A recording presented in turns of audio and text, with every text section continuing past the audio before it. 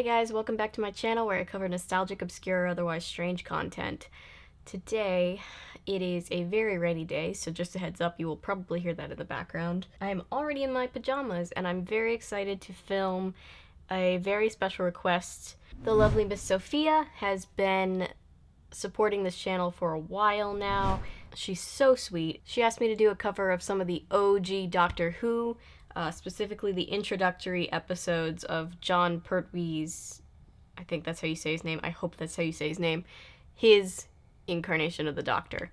I'm really excited because I've never seen any of the original Doctor Who. I've only seen, you know, like the current run that's on right now. And you know that I love old school stuff. The old school Doctor Who episodes are each half an hour long, so I'm going to be covering 2 episodes in this video, and then the conclusion 2 episodes in the next video. Does that make sense? It's another 2-part, I know. We just did one of those, but I'm really excited. And it's like 2 now and 2 in the next video. It's like Noah's Ark around here lately, but with significantly less elephants. But let's just dive right in. If you're a Doctor Who fan, you're gonna particularly love these videos. If you're not, if you don't know anything about Doctor Who, you're still probably gonna enjoy it because this is a very good entry point, I think, into the series. It's a new Doctor. They set up a lot of the lore, so it'll be good.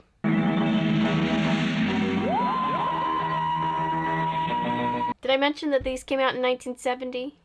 If I didn't, the intro should make it very apparent, but very 70s intro. I love it. And these are the Spearheads from Space episodes. We start with episode 1, of course. So at first we see this guy who is doing like radar surveillance for the military, I guess, and he's picking up on something that he doesn't know what it is. He's like, coming down faster, heading this way.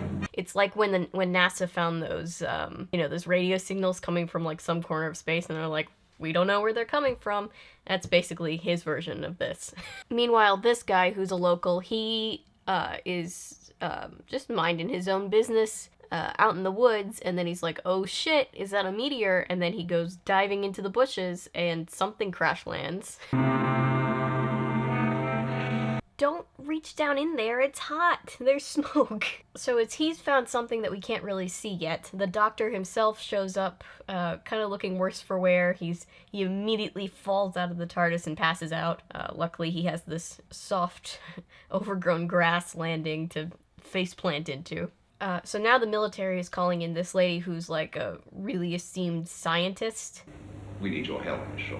I'm just not interested in security work. She immediately doesn't like this guy, but he's like, please, we need your help. It is an emergency. Alien invaders. Little blue men with 3 heads. An alien emergency, possibly. We deal with the odd. Ooh, me too. Early this morning, a shower of about 50 meteorites landed in Essex. And so she's like, I know you didn't drag me all the way out here to go alien hunting. And he's like, no. It's just that a bunch of meteorites hit the planet, like, 10 minutes ago. And she's like, what the hell? Yes, we thought he was dead at first. Meanwhile, the hospital has received Doctor Who himself, and they're just like, we thought he was dead, but then he wasn't. There was a policy decision not to inform the public. Do you seriously expect me to believe that? So while this lady's just like laughing in the face of the government as they're trying to tell her their plan, he brings up the fact that they've worked with Doctor Who before. We had help from a scientist. We used to call him the Doctor. I guess he's just the Doctor. I don't know. Do you guys say Doctor Who with the Doctor? Am I just a fake fan? He gets a phone call about the Doctor being in the hospital. That just reminded me of, have you guys ever seen Fateful Findings? Where he's like, the Doctor of the hospital. Sorry, moving on. I'm in the Ashbridge Cottage Hospital. What the dickens are you doing there? What a wonderfully English saying. I mean, as an American, I've heard people say that before, but it's like, it's just so strongly associated with the UK. I can't really explain it. It's hot, sir. If that is his heart, nurse, what is this? The Doctor is perplexed by the doctor's x-ray. Not the hospital doctor is perplexed by our doctor's x-ray. You know what I mean. Because he has 2 hearts, obviously. Alien and whatnot. But it's funny because they keep showing the x-ray, but like I can't see anything other than just like chest bones on the x-ray. Chest bones. rib cage. I can see a rib cage and nothing else. So this doctor, very confused, goes to make a phone call. And you see this guy vacuuming in the background? Yeah, as a former extra, this is what I like to do when I see shows like this. I like to play a little game with myself called, is this a featured extra or is this an actor? I try to guess if this guy's actually going to get a line or two and be more important, or if he's just a really lucky extra that gets to be vacuuming by himself back here. It wasn't human blood, and you know it. What do you mean, not human blood? I took it from the patient myself. Not a human blood type. He tries to tell his boss that this patient doesn't have human blood, which must be very awkward to try to describe over the phone. And then, oh, he's gonna get a line. Give him a line. Oh, hello.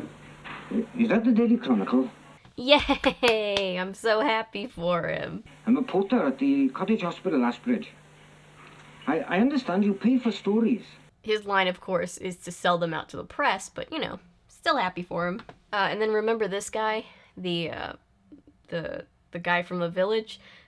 He has dug up one of the things that crash landed to Earth, and it is a glowing orb. That kind of rings like an old school telephone. Oh. What are you doing? But hey, the doctor's awake. Shoes, let's find my shoes.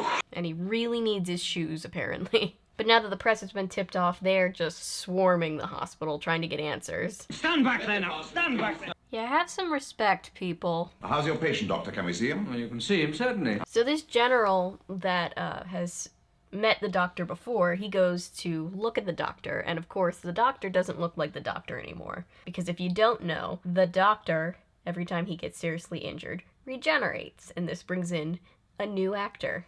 Every time one actor is done playing the character and another one comes in. Do you know him? What? No, I thought I might do, but he's a complete stranger. So he doesn't recognize him. Lethbridge Stewart. My dear fella, how nice to see you again. But then the doctor wakes up and recognizes him, which just makes everything even more confusing. I can't have changed that much, surely. Well, I must see what they've done to me. And he realizes that he must have changed his appearance. Can I borrow a mirror, please? So he asks for a mirror. Oh, no. Oh, don't be so mean to yourself. Confidence is key. Well, I don't know, though. I think it's rather distinctive, actually. But with all the press hanging around, they find this one particularly suspicious-looking dude that nobody can identify. They don't know where he came from. Excuse me, sir. Are you going to be much longer? You see, we've got some stories to phone through, and we'd like to use the phone if possible. Usually on the show, when somebody's acting suspicious, they're from a different planet. That's just kind of how it goes. How did you get into this wood? It's restricted. This guy manages to sneak his stolen glowing orb past the guards. All right, Dad. Get on your way. But don't come back into this wood until it's de-restricted. Is that a thing in UK? Do you just call every person older than you either mum or dad? Because that's lovely. Shoes. I beg your pardon? Shoes. Oh my god, I just had a flashback to like the old school days of YouTube where that thing was really popular that was like, shoes. Oh my god, shoes. You remember that? I haven't thought about that in like 10 years. Are these what you're looking for? But he gets his shoes back. He is very particular about holding on to them. Oh no, dude. In your shoe? No. And then he puts him under his pillow. Germs, my guy. Oh, and I like this. This goes on the list of like some of the worst, TV and movie punches I've ever seen. These two people come in and very haphazardly kidnap the doctor. I almost said stole the doctor. That's not, I mean, it's technically accurate, but it's not really how you describe kidnapping anyway. Obviously, kidnapping is wrong, and you shouldn't do it. But what's going on with this really flimsy tape? Why was that part of the plan? Was that worth their trouble? But And then the doctor just takes off in this wheelchair like a badass. Look at him go. Cut across to the main gate! Stop the ambulance! Oh, and then the military guards catch up to him. Shoot him. Who told you to fire, you stupid? And then that's the end of the first episode. Very abrupt. Let's move on to the second episode. Since we're technically at the halfway point, this is your friendly reminder to refill your drink. Go ahead, I'll wait. Okay, so the second episode starts where we left off with the doctor unconscious and these guys being like, "Ah, shit, did we kill him?" Is he dead, sir? No. He's more unconscious than anyone I've ever seen. They get him back to the hospital, and while they find that the bullet just kind of bounced right off his head, good for him, he's now in a self-induced coma. This machine registers the electrical activity of the brain. Not a lot going on, is there? Nothing whatsoever. Oh dear. No, he's in such a deep coma that I'd say it was It was what? self-induced. Is that possible? And they're like, "Doc, what?" And he's like, "I don't know, man. Look, I'm just telling you what I find. I'm not getting paid enough for this." All I can do is guess. Never comforting when a doctor's like, I can give you my best guess, but that's really it. The police box is on its way back to headquarters, so you can double the guard here. They confiscate the TARDIS and find some more of the glowing orb debris. He was here earlier, posing as a reporter. They find another picture of the guy that they suspected before, and then... Oh my god, why did we have to cut so abruptly to dolls? I hate dolls, and those are so creepy. We just see this factory where they're just making baby dolls, and it's just like a messed up version of, like, do you remember on Mr. Rogers' Neighborhood? Where, like, they'd cut to a segment where it's like, now let's go see how crayons get made, but, like, not as fun as that. Not nearly as charming as that. I am so scared. When I invented this doll, you promised me full backing. You sent me to the States to interest the Americans in joint production. You said that if it all worked out, you'd make me a partner. We're seeing this because this one guy invented this doll, and then his boss, like, took the patent from him, shipped him off to America, and then he came back and realized that he had been fired. Not cool. You keep saying we. We've got a new policy. Well, who's we? Hey, that's the guy that everybody suspects of being sketchy. No point in going on with this, Mr. Ransom. Goodbye. Well, I see no reason for concern. There's nothing wrong. My letter explained everything. Goodbye. So this guy leaves, as the sketchy guy just kind of creepily watches him go. Found out what it's made of? No. But it isn't a meteorite. Meanwhile, Science Lady is doing science, and she's still not really on board with the whole alien thing. I can't really blame her, but you know. I deal with facts, not science fiction ideas. She doesn't know yet that she is in fact in a science fiction TV show. She will eventually. Be sure, I'm not a fool. I don't chase shadows. This guy always, like, stands way too close to people when he's talking to them. That's just like a blocking thing that always gets me when, like, people are made to stand, like, way too close to each other. Anyway, tiny complaint. It's all becoming difficult. All you have to do is to continue running the factory as though nothing had changed. So this guy's clearly being mind-controlled by the other guy.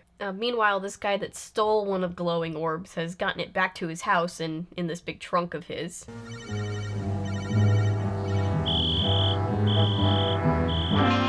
Oh dear God, what is it? I hate it. I hate it so much. Why didn't you answer me? And then I like this plot development of the guy's wife comes out and starts arguing with him. What you doing with that old box? Nothing. Nothing. Now go and get me some grub, woman. I'm hungry. He's like, stop meddling in my business, woman.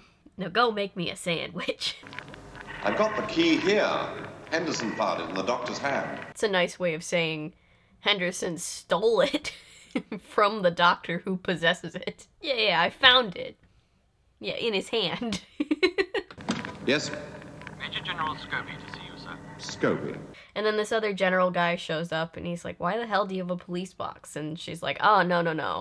No, it's a spaceship. Camouflage, General. It's not really a police box. It's a spaceship.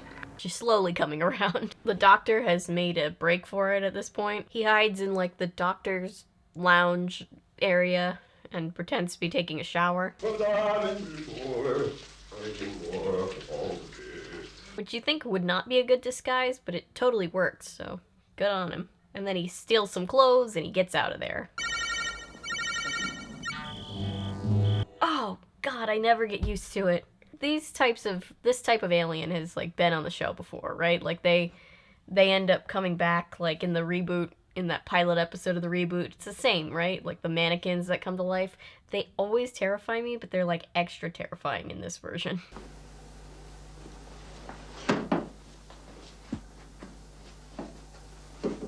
I love this look for the doctor. He's very dapper. Yes! Is this some sort of prank? At about this point, they realize that the doctor's missing, and he steals this car that looks like Mr. Toad's motor car, and he motors off. Yeah, he's really rocking this whole aesthetic. Good for him. That's odd. Wrong key. Meanwhile, the military can't get into the TARDIS even though they have the stolen key, because the key only works for the doctor. Weird looking thing. Yes, sir. We'll get it into the vehicle and back to the unit labs right away. Yeah, these orbs look like nightlights that I used to have. Ugh. And then this mannequin dude is in the road, so this poor guy just like drives into a tree. God, I can't say I would do anything different. I would be terrified. And he steals the orb back. General Scobie will be here soon. Oh, I don't like this. They're gonna come to life. Those mannequins are gonna be aliens that come to life, and I do not like it. All right, I suppose you want to see my pass. Yes, well, I haven't got one, and I'm not going to tell you my name either. Now, you just tell Brigadier Lethbridge Stewart that I want to see him. He has such a way with people. I love it. I expect you're wondering how I found you here.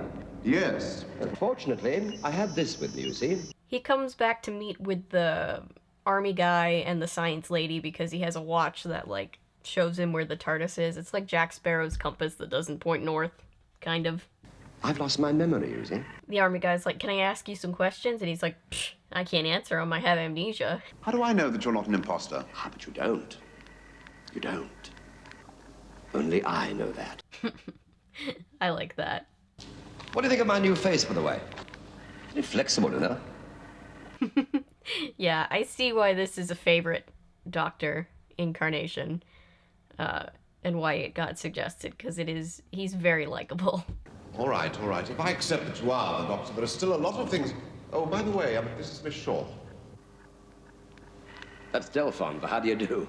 This guy's not totally buying that he's the same Doctor that he met before, but, like, how many people do you know that have a flying police box? From what we can gather, you arrived last night in the middle of a shower of meteorites. Did I really? How terribly exciting.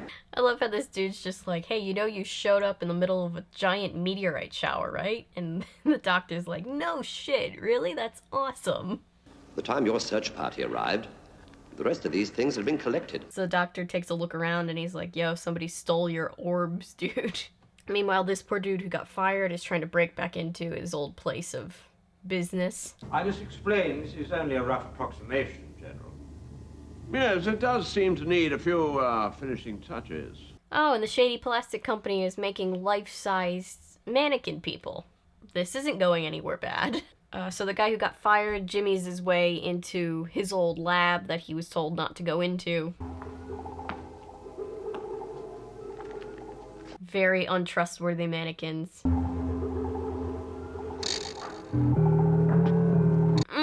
It creeps me out so much. I don't like it.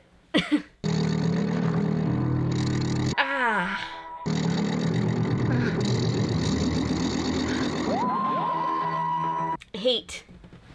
Loathe entirely those mannequin aliens. So scary. And on that cliffhanger, we're done with episode 2. So I'm going to end this video here and cover the 2 conclusion episodes in the next video. I promise I won't be doing 2-parters forever. I just found a couple good ones that I wanted to do and they happen to be back to back. Anyway, that's it for this video, guys. Thank you for watching. Thank you for liking, commenting, subscribing, sharing. Everything you do to support this channel means the world to me. I still can't believe we passed 1,000 subscribers. Like, that's insane. This channel hasn't even existed for that long, so I'm overwhelmed by all of your support. Thank you. If you're new here and you're a fan of nonsense, maybe consider sticking around because I post nonsense all the time. And remember, my name is Avery. I'm a YouTuber if you say so, because thanks to you guys, this is technically a YouTube channel. Bye.